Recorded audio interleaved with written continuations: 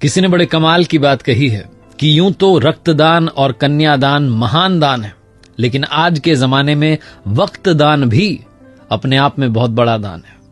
नमस्ते दोस्तों, मैं हूं आरजे कार्तिक। माय एफएम से 4 दोस्तों की कहानी है, नवीन, संतोष, मनीष और प्रवीण। 12th की पढ़ाई पूरी करने के बाद पुराने जमाने की कहानी अपनी अपनी साइकिल से रवाना हुए और उस शहर का जो बढ़िया वाला होटल था वहां चाय नाश्ता करने के लिए पहुंच गए।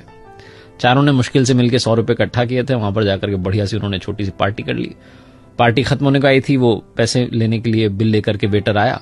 तभी चारों के बीच में एक डिस्कशन शुरू हुआ कि आज से 40 साल के बाद में हम चारों फिर से मिलेंगे। तब तक नहीं मिलेंगे, 40 साल के बाद में मिलेंगे और इसी होटल में मिलेंगे और पार्टी करेंगे, और उस दिन जो सबसे आखिरी में आएगा उसको बिल के पैसे देने। चारों ने कहा वो बहुत बढ़िया, बहुत बढ़िया। वो बच्चों वाली शर्त लगती, वो लग गई। तो 40 साल के बाद मिलने का डिसाइड हुआ। वो जो वेटर था वो सारी बात सुन रहा था। उसने कहा ठीक है, अगर आप 40 साल बाद आते हैं और मैं यहीं रहा तो मैं भी आपकी वो 40 साल बाद वाली पार्टी देखना चाहूंगा। 40 साल कब बीत गए मालूम नहीं चला। पूरे शहर का नक्शा बदल गया, मल्टी स्टोरी बिल्डिंग बन गई, फ्लाईओवर बन गए, सब कुछ चेंज हो गया।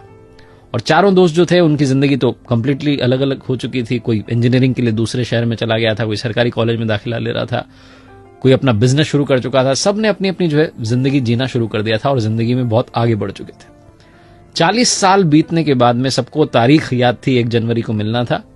शाम के लगभग 6 बजे होंगे। वो जो होटल थी वो 5 स्टार होटल बन चुकी थी। वो जो वेटर था उसका मालिक बन चुका था भोला। एक लग्जरी कार आकर के रुकती है और उसमें से मनीष निकलता है और जाकर के सीधा होटल में देखता है तो वो जो सेठ बन चुका था भोला वो पहचान जाता, कहता है अरे आप आ गए, क्या बात है, आपके लिए प्रवीण सर ने टेबल बुक करवा दिया, आप बैठिए।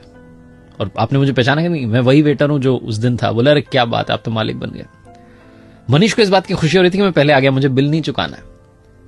मनीष बैठा ही था कि थोड़ी देर के अंदर जो है संतोष आ गया। संतोष कहने लगा कि मैं तो बहुत बड़ा बिल्डर बन गया हूं। मनीष कह रहा था मेरी तो ज्वेलरी के शोरूम चल रहे हैं 3-4।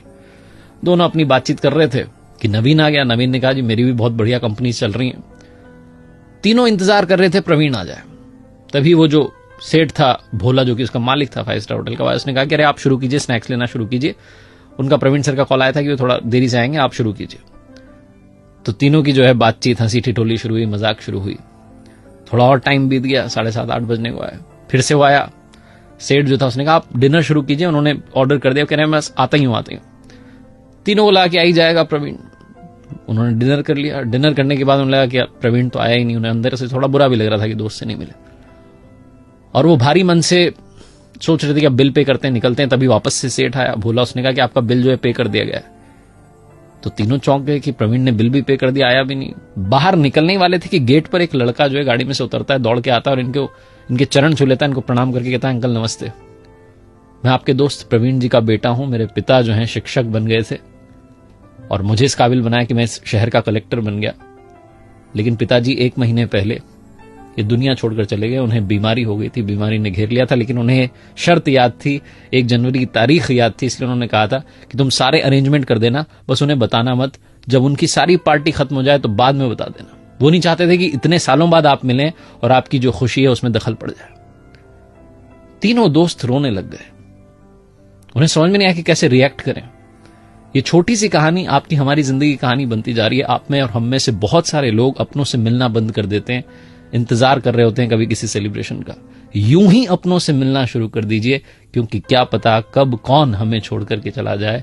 आदमी वाकई जो है पानी का बुलबुला है। छोटी सी कहानी जिसका सार ये समझाता है कि वक्त बिताइए अपनों के साथ में। ये जो वक्त दान है ये आज के जमाने का बहुत बड़ा दान है। माय एफएम पर आरजे कार्तिक आपसे एक ही बात कहता है, चलो अच्छा सुनते हैं, अच्छा सुनाने का प्रयास हम करते रहेंगे। और आखिरी में ऊपर वाले के आशीर्वाद, अपनी मेहनत और अपनों के प्यार के साथ कर दिखाओ कुछ ऐसा कि दुनिया करना चाहे आपके जैसा।